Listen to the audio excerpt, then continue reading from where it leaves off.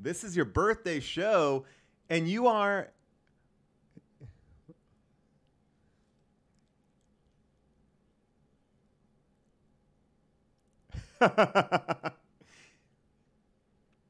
Oh, geez.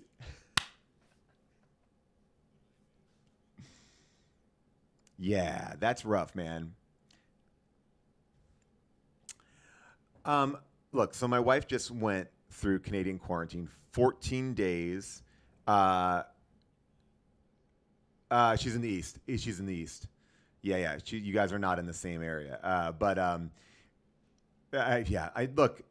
I don't even know if you had friends, if you could do anything. Yeah. So like the closest that June has gotten is that she was able to stand out on someone stood out on their porch and she stood out on their front lawn. Yeah. Sorry. Hold on. Sorry. Somebody's telling me you're muted. Oh, sorry.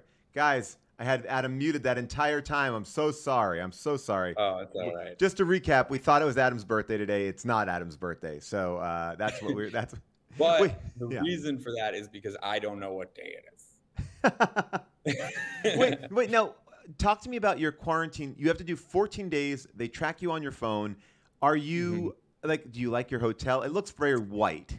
Or are you in a house? It's very white. You know, the problem I'm having is it's great. Like I have it's not great, but I have no complaints about my accommodations. Okay. The one issue, I guess, is that it's a modern apartment building in northern Vancouver. And so it's floor to ceiling windows all over. June had the same thing. And she's like, I feel like people are just looking in on me at all times. That is it. For me, it's gone even a step further where I can't see my television between 9 a.m. and 6 p.m. Oh, yeah, that's the because worst. of the sunlight, and the blinds are, as you can see from the light around me, not that great.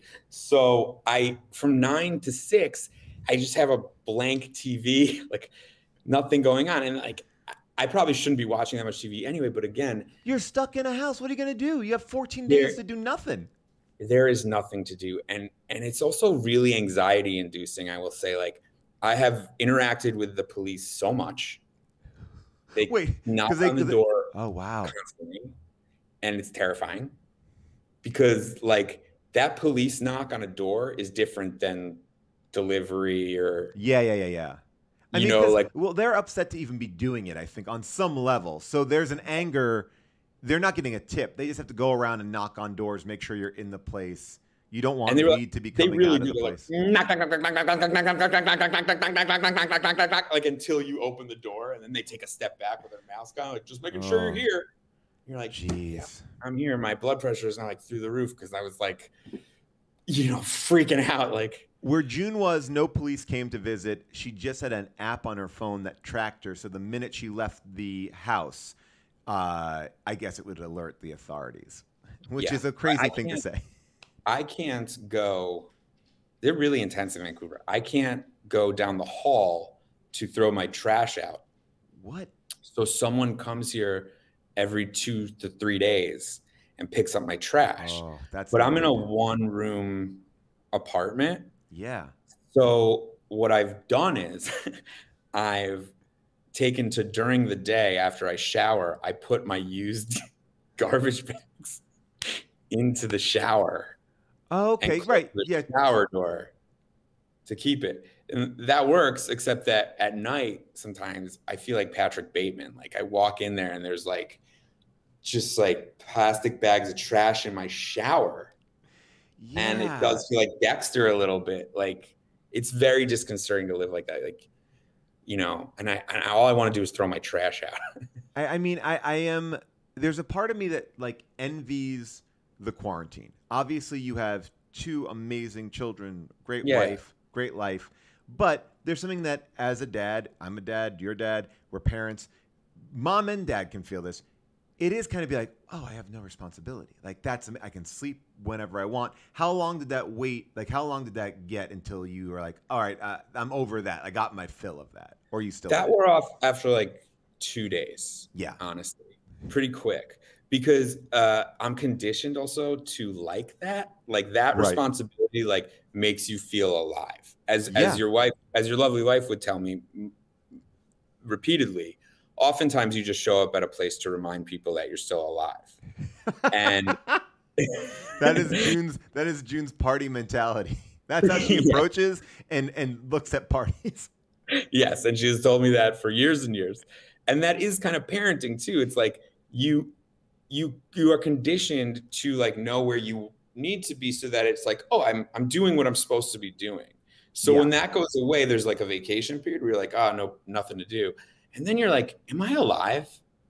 Like, well, because it's so ingrained in you at this point. Like I am like, even when the kids weren't here, I was waking up kind of early and I was still on a schedule. Like I'm eating dinner at 5:30. I'm like, I guess, yeah, I guess I am. Like I'm not like I just kept certain patterns going, and now they're back. So my kids are back now, and we are full on in. But it's hard because now I have 2 kids and a dog, and like trying to figure out how to manage all of those. And June's still in Canada. June's going to be gone for 30 days. So wow. it's bless all you, Paul. of us. You're doing a good job.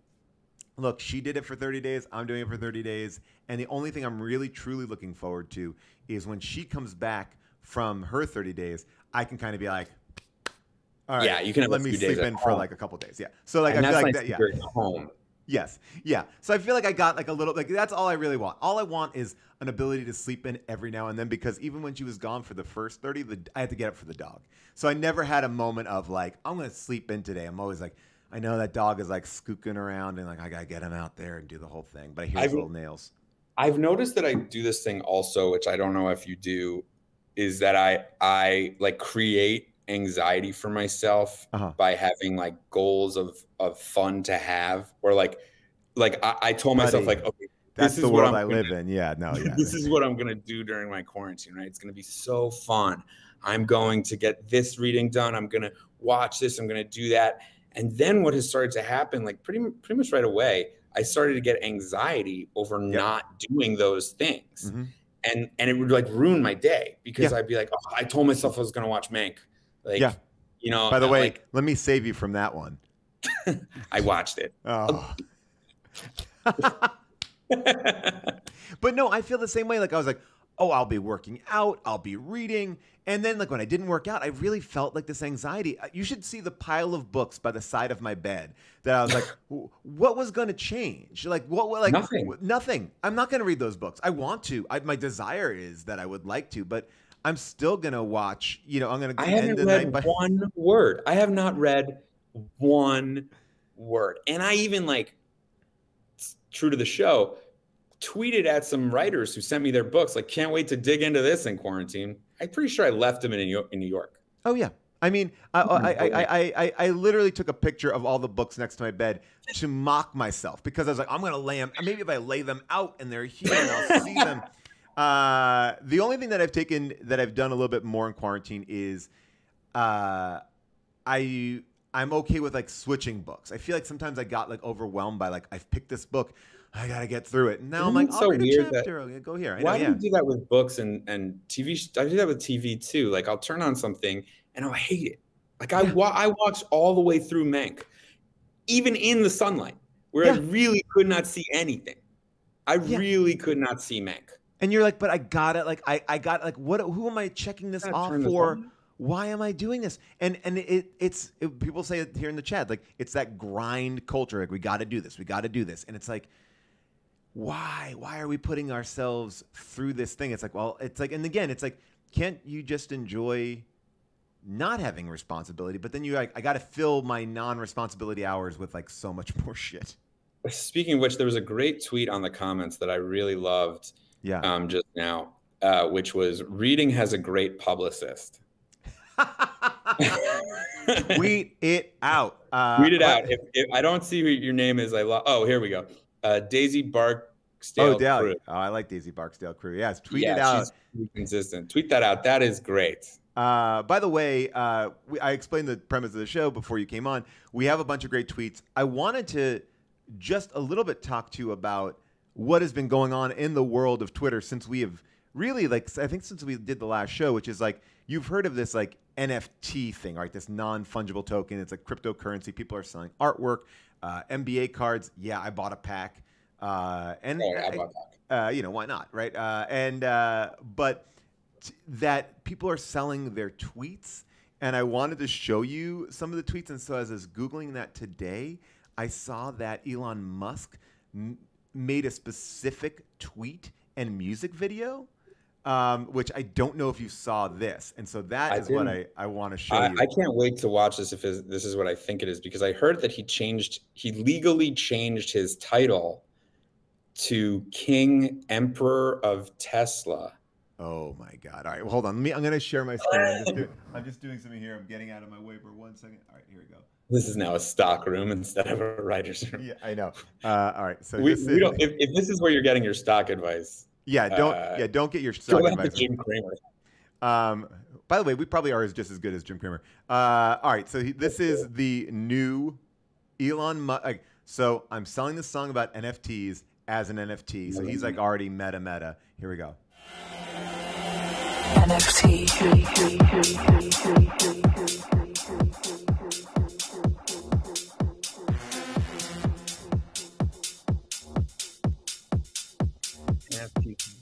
Someone in the chat wrote NFTs are bad. What is it?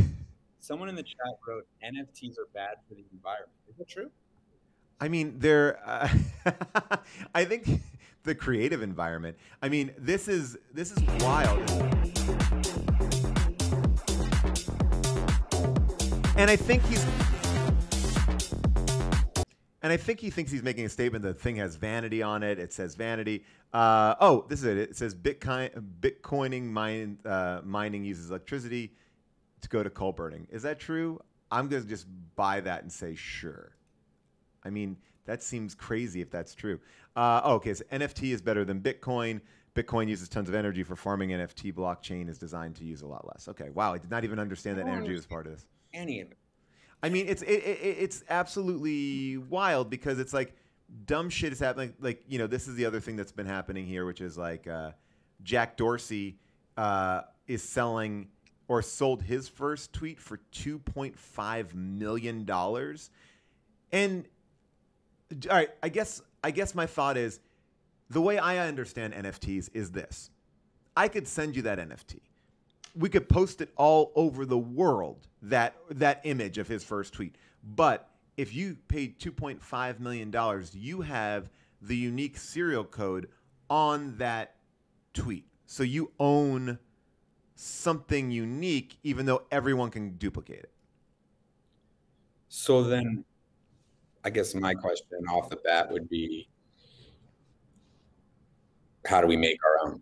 Well, I mean, of course. I mean, we should be cutting this show up into NFTs. But I guess like my thought is, it's even different than if you know when you go to the Metropolitan Museum of Art, you see a piece that you like, it's like a Rothko or something like that, and you can go into the gift store and you can buy that, you know, Rothko, and on the bottom and say Metropolitan Museum of Art, like it's, you know, and you have that and you can put that up in your house. That at a certain point is a replica. It's not a replica. It's a duplication of it. It's something. But an NFT looks exactly the same. So it would be like as if I took the Rothko off the wall and hung it in my house. But yet I'm like, well, the MoMA has the real one. But who cares if it looks exactly alike? Like, I may not want to buy that thing in the gift shop, but like, you know, that's what I can't quite figure out. Like, why do I need the original when I can have something that looks exactly like the thing for free? So then what we should do is get a serial number. Yeah. And write a tweet. Yeah. And put it on the market. Well, that's what I was thinking we should do today. We should find one of these tweets and sell it. We can do it. I have the website that we can put it up for auction because this is happening in a major way. Like right here, I'll show you some of this stuff. It's this is the Salt Bay. Salt Bay went for $3,000. I send Gilazaria Salt Bay image every day. This Ellen one went for $500. So I guess Ellen got into the NFT game. What does Ellen need $500 for? I don't know why Ellen is selling anything. I feel like she might have done it as a bit too. And then remember that guy who like tweeted at Wendy's that he wanted free chicken nuggets, and they're like, "Oh yeah, just like 18 million people." Like I read it was some dumb thing to get these chicken nuggets. So he sold his for $3,000. The chicken nugget tweet. So like shit's getting real. All right, let's register, Paul. We can definitely. I have it all on the other side. I'll pull it up here just so people don't have to watch us do that. But I mean, this is well, like because this is great too, because we can actually talk to our room here and decide what we think will be the highest earning tweet we could write. Oh, that's really good. Yeah, we can actually start to you know, like, yeah. Because I don't think we should start with like a Kobe joke. No. I mean, and I'm glad that you didn't. I saw that you didn't tweet that, and I'm happy that you didn't. I didn't tweet that. It's not the right time. But like, what do you want to start with? Do you start with one of those like Larry King style jokes? Like, here's the thing. I looked. Content is not important. Like, people literally are tweeting things like my first tweet, or like a weird like combination of letters. Like it is not like, oh, I'm buying a clever tweet.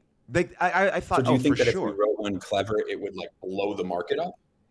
Like if we wrote a great tweet.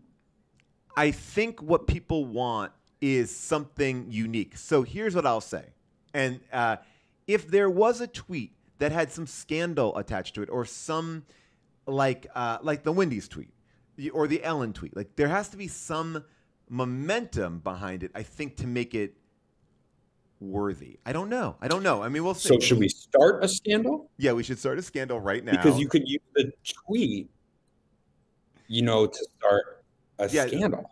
But if we're only getting $3,000, like, you don't want the scandal to be that big. Like, I think it could be like, you could have a tweet like, hey, I deleted Twitter and I'm back on, and you can sell that as your first tweet back on Twitter. Back on. Oh, so you're talking about creating a narrative.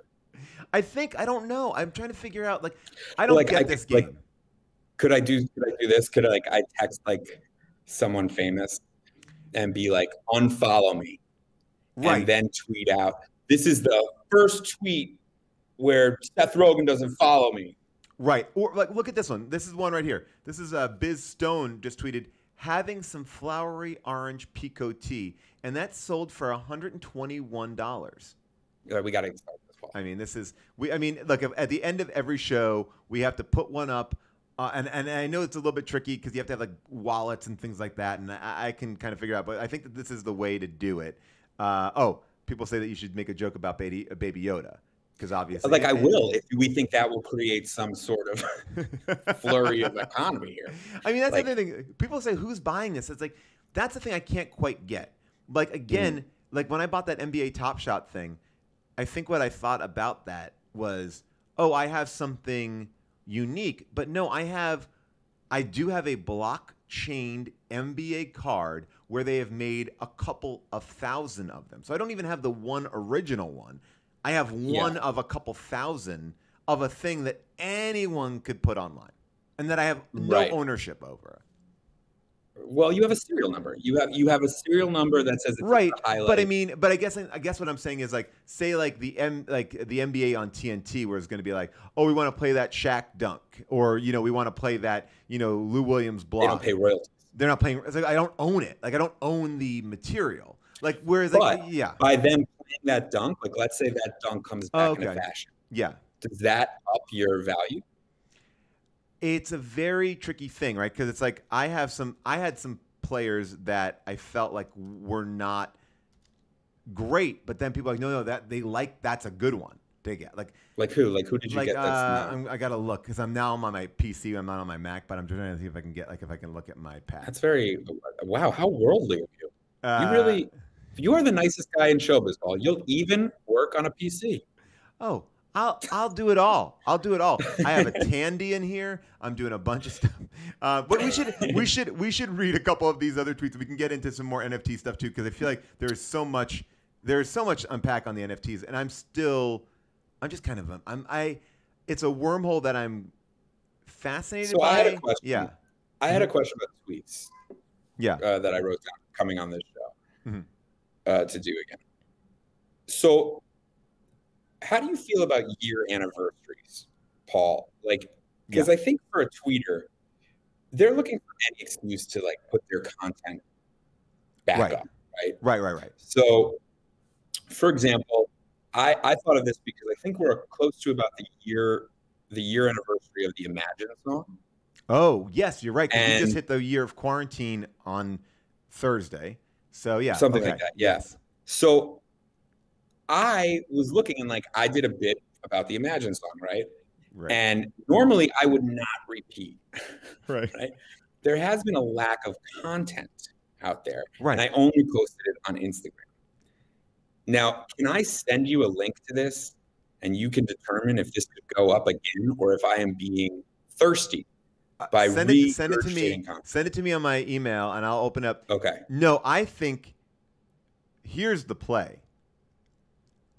I think you get together a bunch of people to do the Imagine song again and be like, it's a year and I still have hope. You just do it very sincere. And then everybody just delivers the Imagine song dead seriously. And we time it with the release of Zack Snyder's Justice League cut. And we put it all together. Hold on.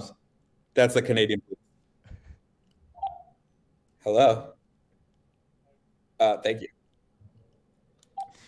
I'm gonna have to take a quick break. Yep, you go talk. Show that I'm still alive. By the way, people said you can call it Reimagine. So, I mean, that you're absolutely right. Like that is the bit to do. Right, because I think that, like, to me, it would be like you're keeping the flame burning for this. I would love it. It would be great. Mr. So, like, Show, a GoFundMe. Oh my gosh! How about you set up a GoFundMe to finance a shot-for-shot recreation?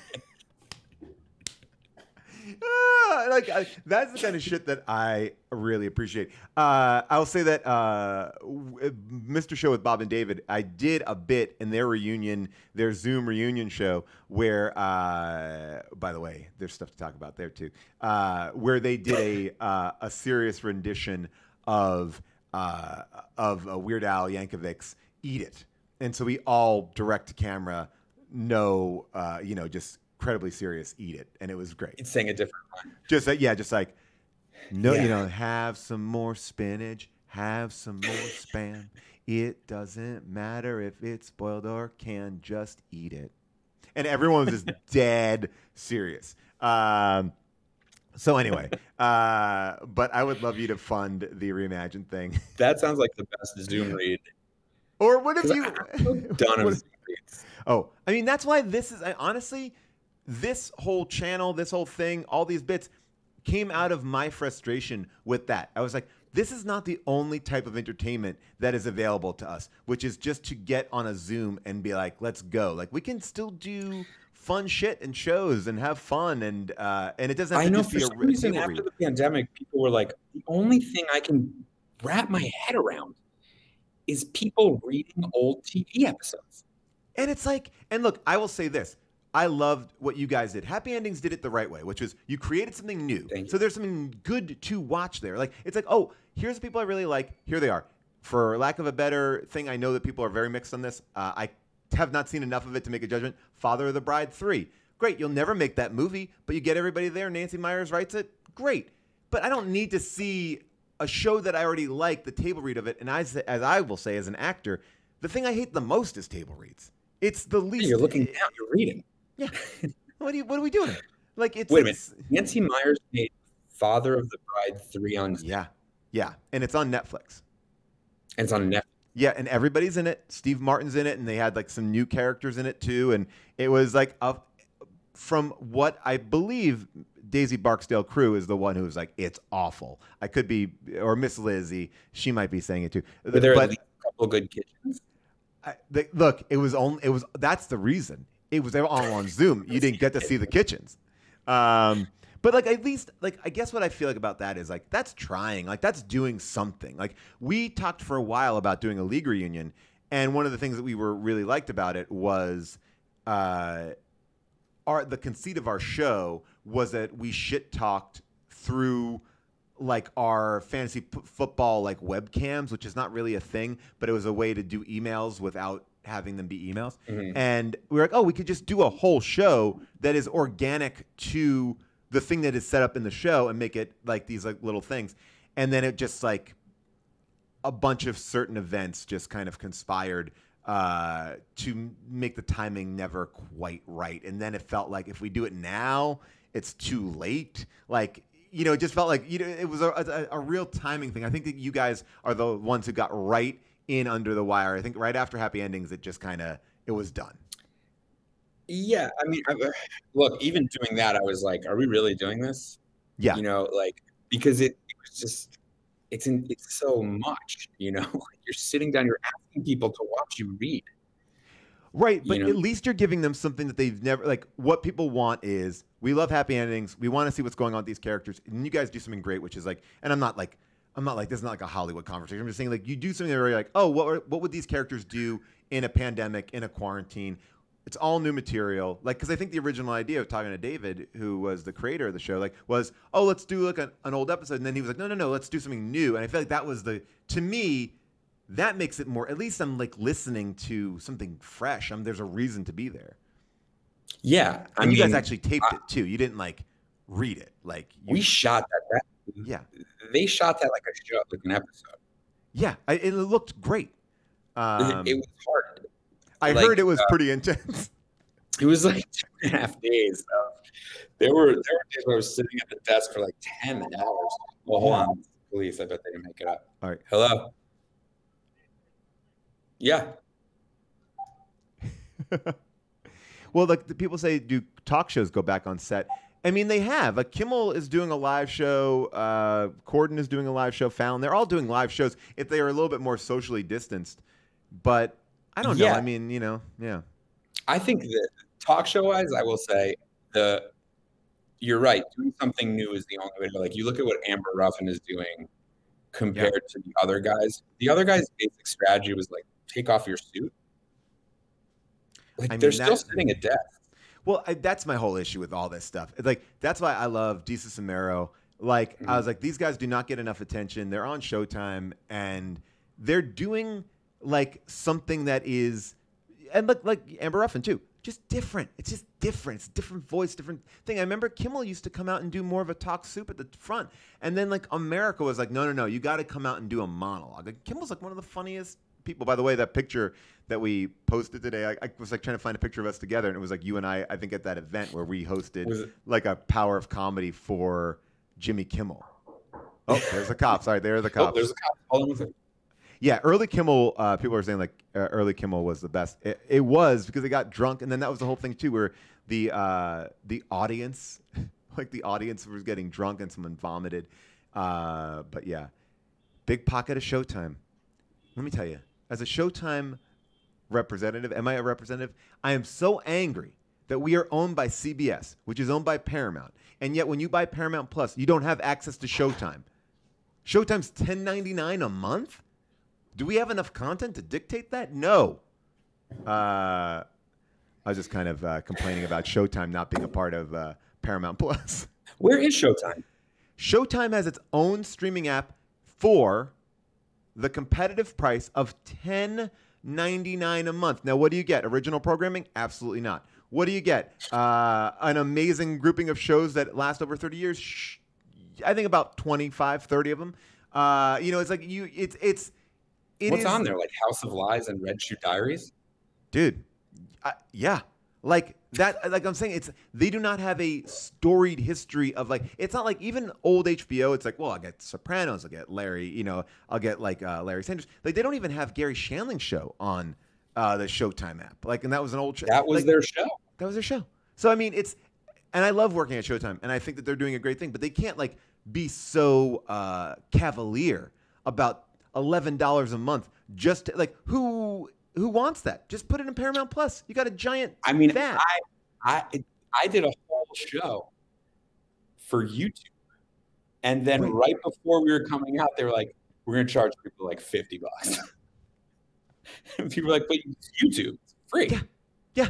It's like nah. I mean, by the way, I am now a YouTube. Because of your show, I subscribe to YouTube, and I've not canceled it. No commercials on YouTube has made my life. Oh, good. I'm glad that has for wonders, because a lot of people are like, "Yeah, you made me watch your show, and now I still get billed." No, I'm in. Oh, gee. By the way, tell people what the show is because they should find it. Yeah. It's called Champagne Ill. created by David Casp, who did Black Monday and Happy Endings, and it stars me and Sam Richardson. It's one of my favorite things, but literally no one saw it. It was crazy. Well, but it was a weird thing because YouTube had I love that we're just in this zone. His YouTube had that Karate Kid show Cobra Kai, and that was like a juggernaut. Like I thought in the beginning, I was like, oh, I don't know if anyone's gonna care about this. I think everyone's gonna like want to watch Champagne Ill, and then that blew up, and I think everyone's like, oh, like whatever that phrase is, like one boat raises the rest or whatever it is. Like it didn't I think do that's it. a Republican saying of a rising tide raises all. Yep, there it is. Boats. Is it a Republican? I think it's for Reaganomics.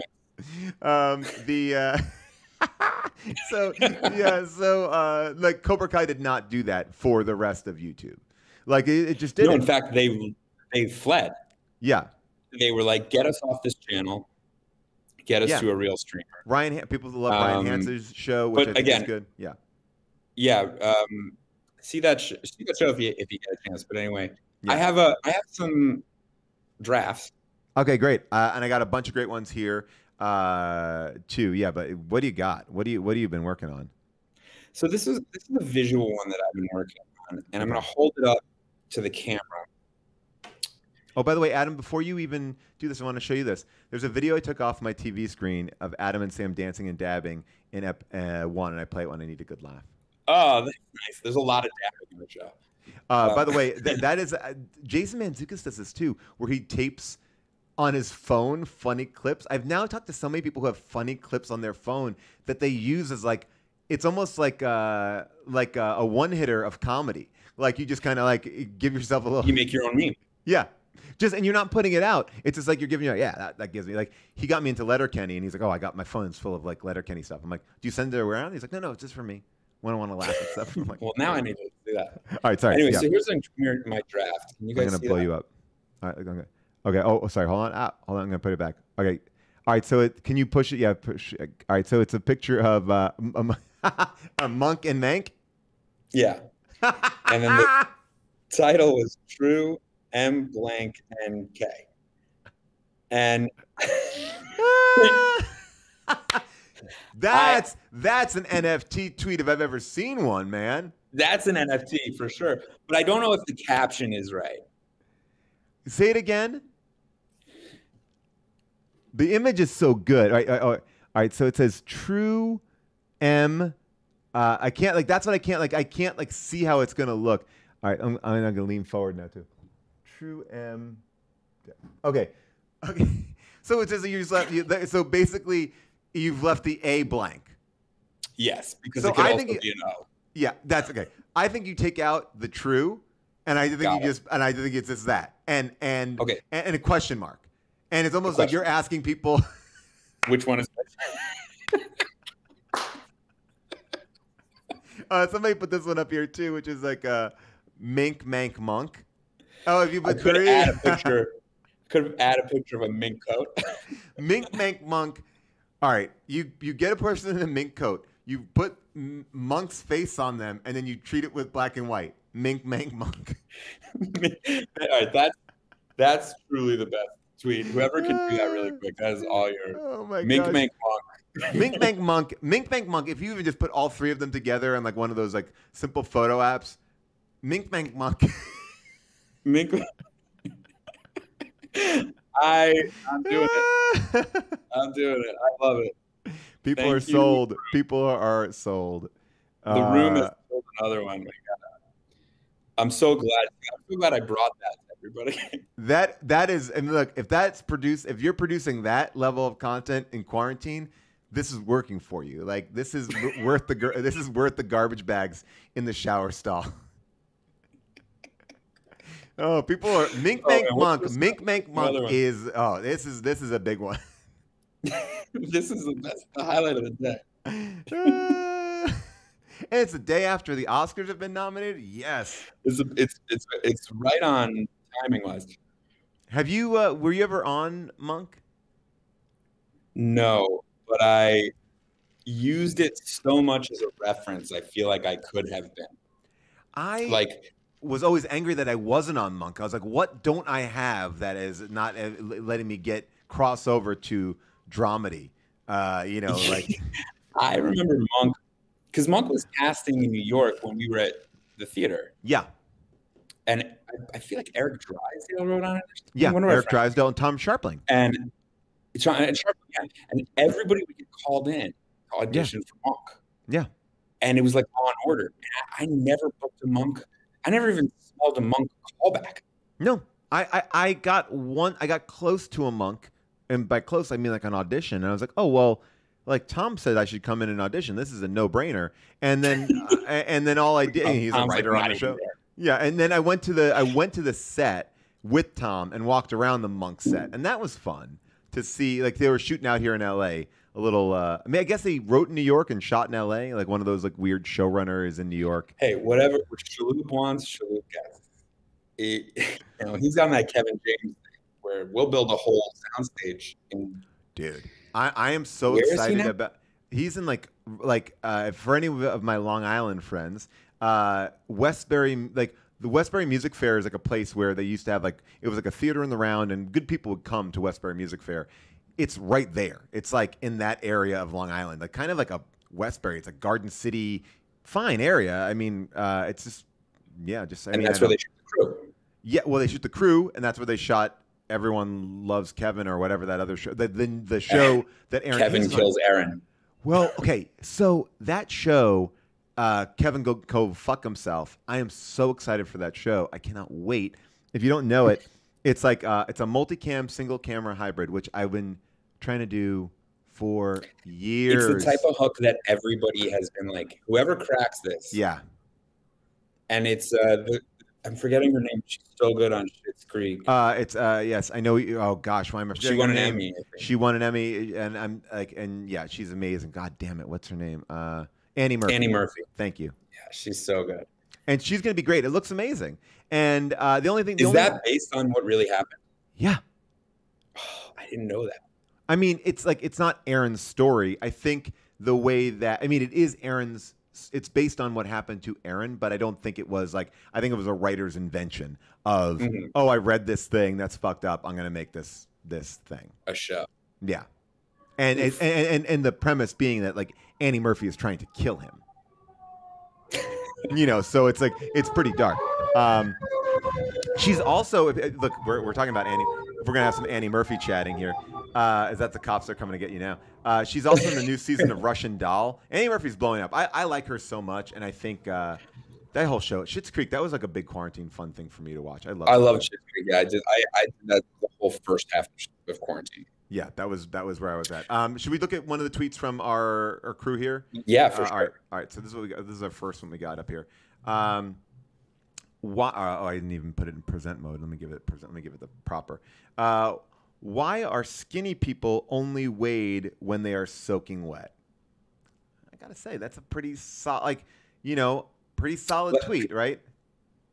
Is that like the saying? The joke is the saying like, I weigh 35 pounds soaking wet, or whatever. Right? Like when you'd see somebody like smaller, you'd say like, oh yeah, they weigh like 50 pounds soaking wet, right? Yeah. So like it's an insult. Like they need extra weight on them to even be a ridiculously small weight. Who's dunking all these? Who's dunking all these? Stop these hate crimes against skinny people. Stop dunking. I got a new job. I got to soak all these skinny people before they're weighed. People say it's a solid dad joke. I think. What's the deal with skinny people? Just skin and bones. Why don't they make the whole? Why don't they make the whole skinny person out of it? Why are skinny people so clumsy? Why are they falling in pools and then going? I mean, there is like, like this is a joke that I often fall into on Twitter, which is like, this is funny. It is a funny idea that humorous. that is hard to necessarily execute why it is funny. Like I don't know if I talked about it on the show before, but I like this joke or I like this idea like, when people say I'm just taking the piss out of you, like what's the origin of that? Were people ever taking the piss? Like what does that mean? Like, and so if you take the piss, origin, what you're saying is like you're into the origin of saying. I mean, I think that there is something about it where like every now and then I'm like, that's a funny turn of phrase. And like in a lot of turn of phrases, like you get like, oh, don't look a gift horse in the mouth. I understand where that came from. Like, okay, if someone's giving you something, don't start to judge it and be like, well, it's not up to my standards. I get it. The horse is given to you. Take it. Be thankful that you have a horse. Worst comes to worst, you can eat it. Right. You know, but I don't know if that's what I think people are getting at. I think that's what people are getting at. But taking the piss out of you feels like that's a good thing. Like, I'm just taking the piss out of you. That would be like, oh, God, I'm full of piss. Like, thank you. But it's also like, where did that come from? Well, I think it's like, my guess is that when you're drinking at a pub and you're making jokes and someone cracks the big one, you laugh so hard, pee. Okay, but if I'm saying, but I'm just taking the piss out of you. Okay, so like, I'm just making a joke. Okay, do people in the chat buy that? I mean, could it be any worse or better than I'm pulling your leg? Right, I guess, yeah. People say it's Australian. It's a Cockney saying. Okay, so people are already wrong. This is where I love the internet too. Immediately, like both. Two men. Like people say the British version is knocking them down a peg or busting on them. Like knocking them down a peg, I get. Like that, like I get that. Like people say, oh, what about chomping busting your balls? That I feel like, all right. So busting your balls, I feel like is saying like if you hit somebody in their balls, like you're like, oh, that like hurts. Like it's like I get like I'm irritating you. Like that I understand on some level. Yeah. But this is the issue that would make. Yeah. I guess what would make the piss saying work for you is intent. Yes. Like God damn it, you took the piss out of me. By the way, and this is what I will sit and wrestle with. Like it's this, and I know I've talked about this on the show before. Like this phrase has stuck with me, and I'm always like, what's the world that I can play with this? And the M&Ms who do the commercials for M&Ms standing in front of a bowl of M&Ms that don't have eyes as people eat them. And I'm like, are they standing by? Are they helping? Are they like the Nazi M&Ms who are sending the rest of the M&Ms off? Like, yeah, it's like, because why are these M&Ms special that they have eyes and the ones in the other tank don't? Are they fetus M&Ms? And then I go like, I have thought of that too. I feel like we talked about this once, but I always thought like my logic to that was that the sentient M&Ms were like the way that we elect leaders. Okay. You know, okay. Like the Congress or essentially, you know, like they are given a voice. Okay. And they speak for the other M&Ms. As people are saying, this is they are the chosen ones. Right. And we don't know if they were elected, but I don't think that they're not the chosen ones. The most we're saying like, hey, look, they are fair. They don't have to be dictatorial. Like they are just, you know, they are, but they're there. But they I wonder if you know how did you read that thing how they made the female bunny in Space Jam less hot? Yeah. I wonder what they're doing with the green M&M. Well, look, I think we're going to see that in the Eminem movie. I mean, we know the Eminem movie is there coming. An Eminem movie coming? All I know is that a lot of our friends have pitched on the Eminem movie. Okay, good. Yeah, they've brought them in to be like, because here's the problem: Phil Lord and Chris Miller are too good. They took something. Is that who has it? No. This is my theory about everything. Chris Miller and Phil Lord are too good. They took a property that was nothing, Legos, and they gave it such life and such humor. I've watched that movie a million times that everyone's like, oh, if you can do it for Legos, you can do it for Battleship. And then all of a sudden you've opened up this world where it's like, no. That is like really smart, funny, talented creators and writers who really work their ass off to bring something to life. And now we're just like slapping titles on stuff. So I blame them for it, but I also celebrate them for it too. Like more of it. But we don't live in a world of Phil and Chris's to just be able to produce well, high like, quality, M&M movies. you bring up a really interesting point though, Paul, because especially with your initial theory about the M&Ms and then this movie, Yeah. because the Lego movie comes from the actual spirit of the toy. Right. Yeah, right? you're right. Like the theme of the Lego movie is you don't have to follow the directions. Right. You could put together whatever you want. There is no lore or key to M&Ms other than fucking eat them. Yeah, they are candy that can fit in your hand and not melt. Like, will melt in your mouth, not in your hand. Like that's the most that we know about them is they have that a hard candy shell. Yeah, that's it. Like that's why it doesn't have room honestly, to place to go. Which which makes me wonder really what they do with the green M&M, because part of the green M&M's thing, like even the sexy boys, the legs. Yeah, it was like, this is our sexy M&M. And that's a weird thing too. Like, look, obviously we live in a culture that values like there's like the patriarchy can get over here. Like, but the fact that we as a culture is like we can take an M&M and sexualize it. Like there's nothing different with that M&M body besides like I guess the legs and a little bit of lipstick. And we're like, now that it's sexy to us. That is such a weird. Well, the voice. Yeah, I guess yeah. I believe it did have fishnet.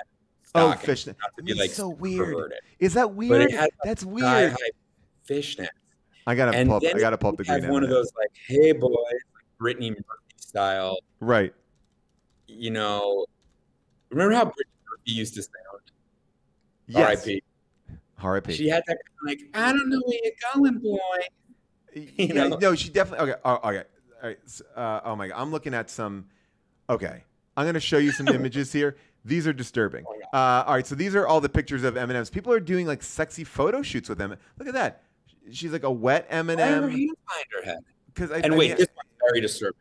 Wait, Paul. Okay. Yeah. You want to go back? Taking off her clothes?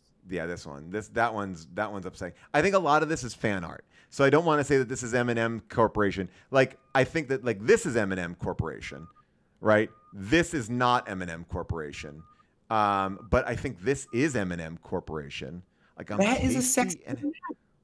What is going on here? Look at this one, American Beauty style. That's like an American. I don't know. I can't tell what's real and what's fake on this. I wonder, in the lore of M&Ms now, how old the other color M&Ms are. Right. Because this is weird. Now that she's sexualized, you have to sexualize the others. Well, let's just see. Okay, let's just see. M&M characters. Okay. I mean, I don't even know if they have names. All right, so this is our team. This is our M&M. Right.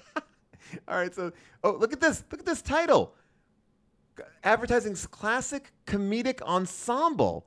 That's not true. Like Friends, the cast of Friends. I mean, this is like okay.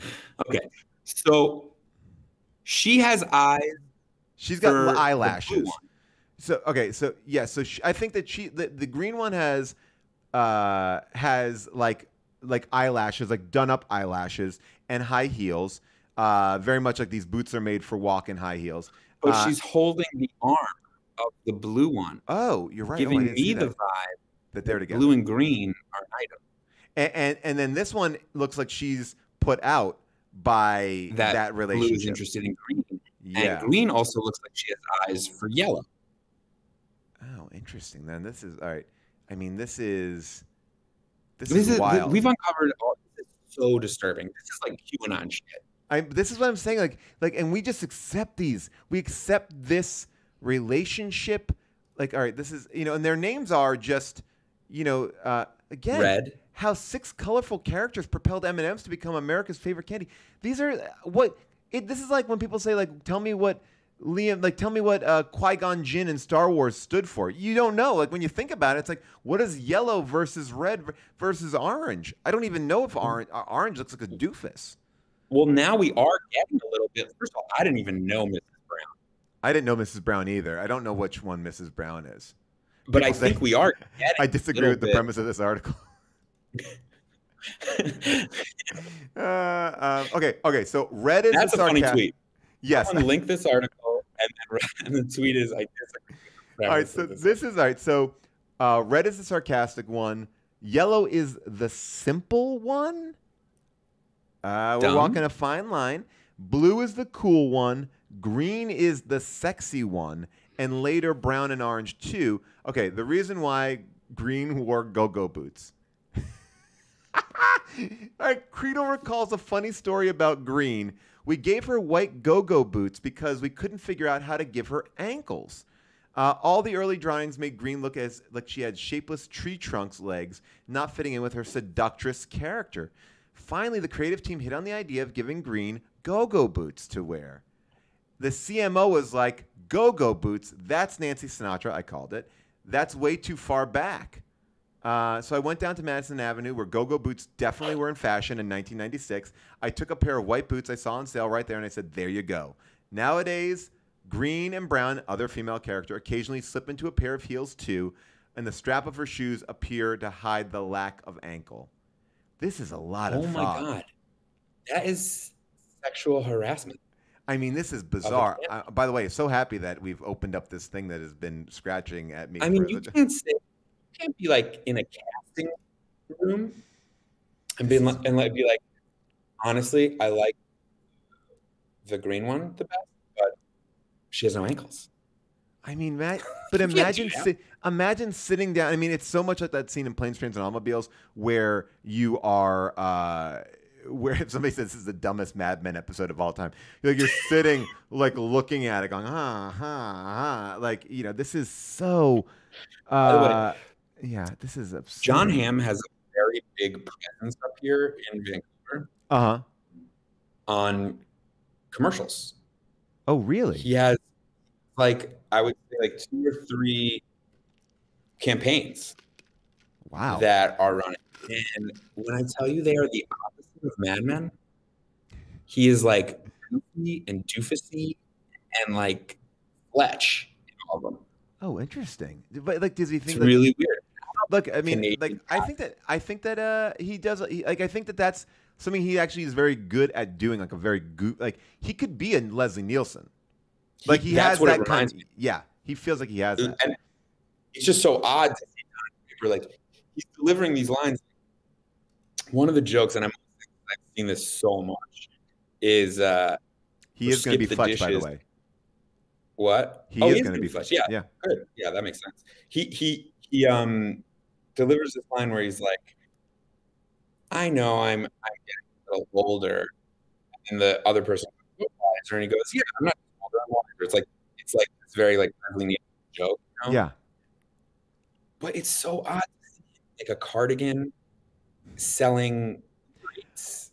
Well, I mean, you remember, all right? So when we first started doing Human Giant, Rob Hubel, who one of my closest friends, and we've been working together and doing things on stage. And one of the things that Rob had, like light years ahead of all of us when we first started out, was Rob was like a producer on Michael Moore's show, The Awful Truth. He was like on camera on there. He was an adult in a world full of like shaggy kids, or at least that's how I remember him. Like, and he was very funny. Like it didn't feel like he was older than us. Well, he booked the first commercial. Well, that's what I'm saying. So like he was successful really before all of us.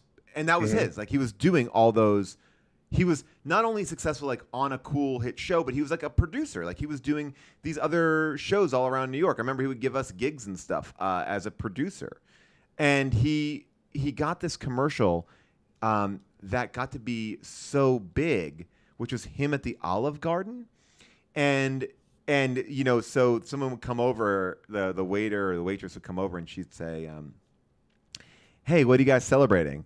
And oh wait, hold on. I don't want to make sure I don't mess it up. It goes, "Oh yeah, what are you celebrating?" He's like, "We're treating ourselves." Like that was the only line that he has. Like, "We're treating ourselves," and it was so simple. And it was nothing funny. It was just like, we're being cute. We're out on a date, and that was airing at the same time as like Human Giant. Like, people are getting like their heads cut off and stabbed through the stomach. And I remember,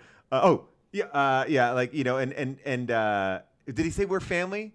Somebody was saying maybe when you're here, we're family. Yeah, like he was doing this thing, and I remember Aziz. I mean, this is also youth because it's like Aziz is like to me. He's like Scheer. We got to get Hubel to stop doing that commercial, man. He's like, it's not our vibe. It's like people can't see him in an Olive Garden commercial and do Human Giant. Where I was like, yeah, man, we can't. That of course, And it was like, like just feeling like, and then we had had this like serious conversation with Rob. Like, Rob, man, we think you got because the commercial was so successful, they kept on extending it. Rob was like, it's gonna end soon, and it was on like 90 times on a Sunday because it was on every commercial break, and they kept on extending it, and he's making a shitload of money. We're like, and we were making no money on Human Giant. He's like, dude, you gotta walk away, and he did, and he walked away. Hubel, the best, walks away. He's like, yeah, you're right, guys, I'm gonna walk away. Walks away. And I feel like in the space of a week, they had just swapped him out, kept the same actress, kept the same waiter, kept the same campaign, and it was like, boom. It was like we're treating ourselves. Just did not miss a beat, and it ran for years. First of all, amazing for Rob. What a dude. Yeah, the best. Secondly, I remember Rob blowing off a different commercial. Okay. Which was played before the movie. Oh yeah, inconsiderate cell phone guy. By the way, I just pulled up. Wait, hold on. I got to pull up this right now because this is now going to be. I got the commercial. Hi, how are you? Great. We're treating ourselves tonight. Oh, anniversary? Birthday? No, it's just Monday. Olive Garden's 2 new Alfredos. Crab Venezia with tender snow crab and a seafood Alfredo. And new chicken portobello Alfredo at Olive Garden. That was it. So upset with that. We're looking through all I have a Staples commercial with a cat.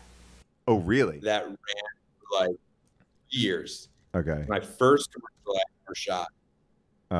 And it was a 2-day shoot because the cat, they couldn't get the cat to touch the easy button.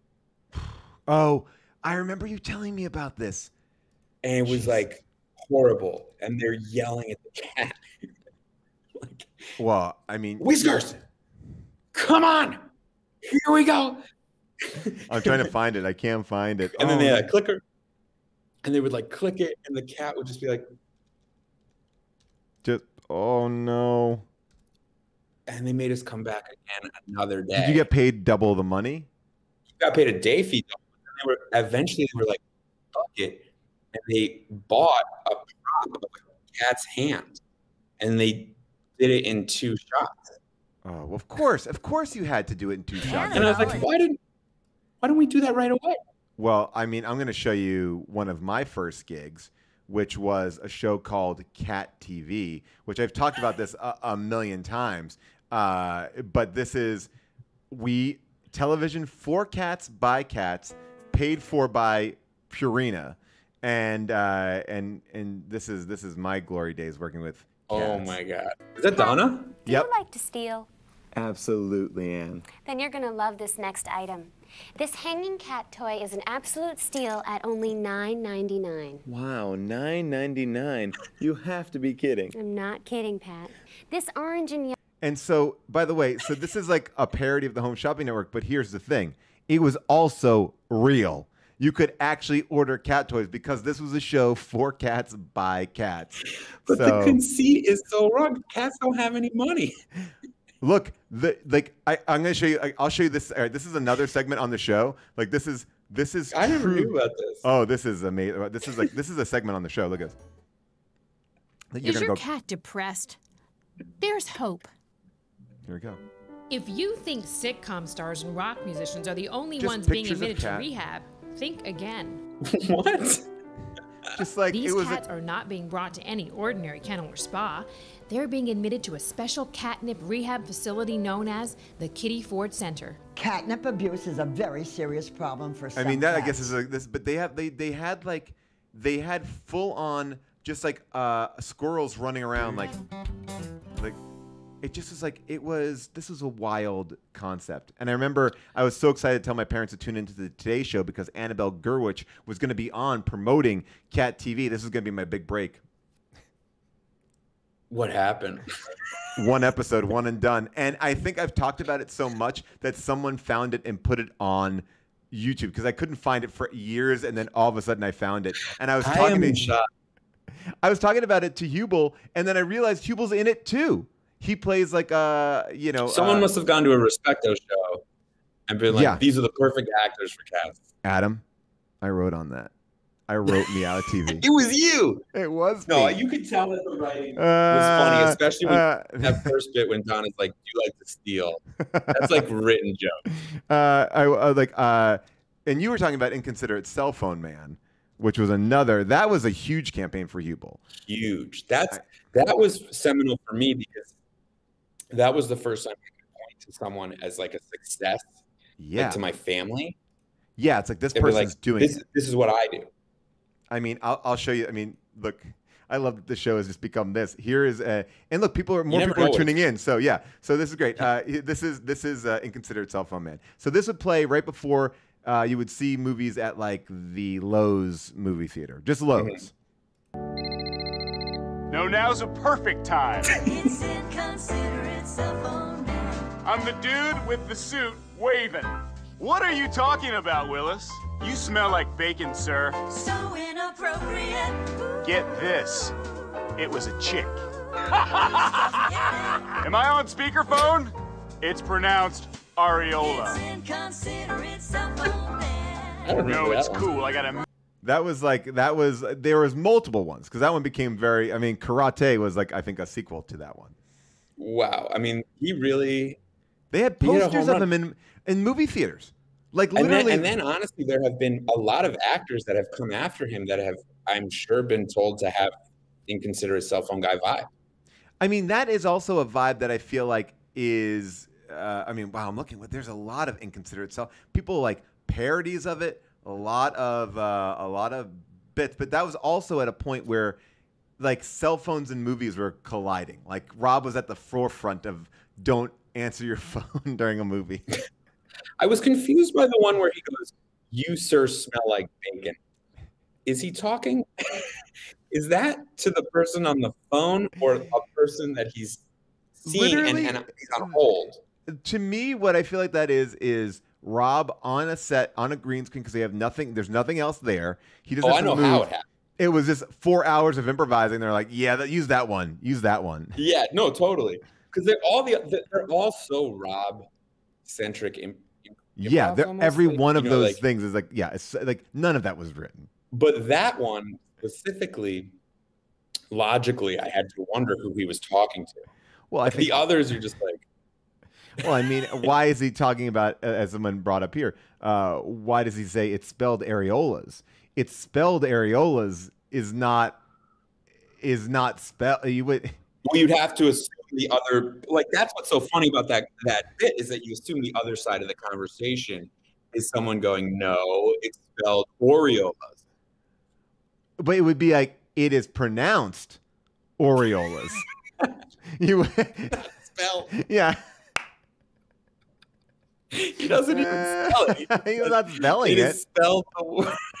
That's what it reeks of. Like that's why it reeks of improv. Like it's like there was no thought of it. Like I remember we got in that zone where you didn't want to improvise too much in a commercial audition because they would just steal it from you and then you would do it. Our friend Jackie Clark, a super funny writer and actress and all the things. She created the Keenan Show with David.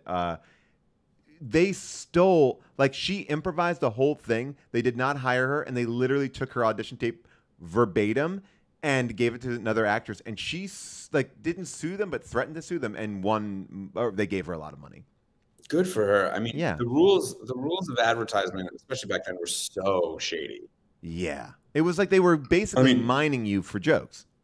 Yeah, and you get paid a day rate, and then they'd be like, "Oh, it's a buyout." So you're not getting residuals or whatever. You're like, what? Well, is it playing that much? It's like, well, just before every movie. Yeah, it was. Yeah, that was like that was nonstop. But man, oh man, and people are like, oh, well, it feels like an Adam McKay riff. This is before Adam McKay. Like this is 2007. Like this is when Adam McKay is still on SNL at this point. Like, this do you remember? Yeah, Paul, do you remember? Now we're just basically being like, do you remember? But do you remember the show? You guys did.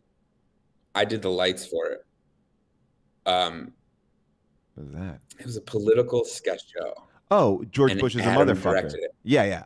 George Bush is a motherfucker. Adam McKay directed it. Or with I Jake did the lights Fulminus. for that show. You did the lights. Oh wow. I mean, I did lights for different shows. Like you. Just, I mean, that's that's what you did. Yeah. But I remember that specifically because McKay would be in the booth all the time. He was great. Like McKay came in. He wanted to do a political show. He knew he didn't have like that much room to do it because he was like on SNL and he was like, let's just do it. He was like, and would come in with like a brilliant like line, a premise. He was like, okay, kids afraid of like the Cheney under the bed.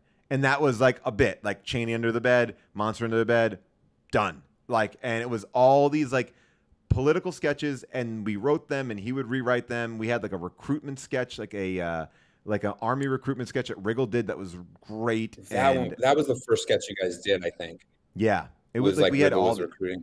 Yeah. Oh man, I loved that show.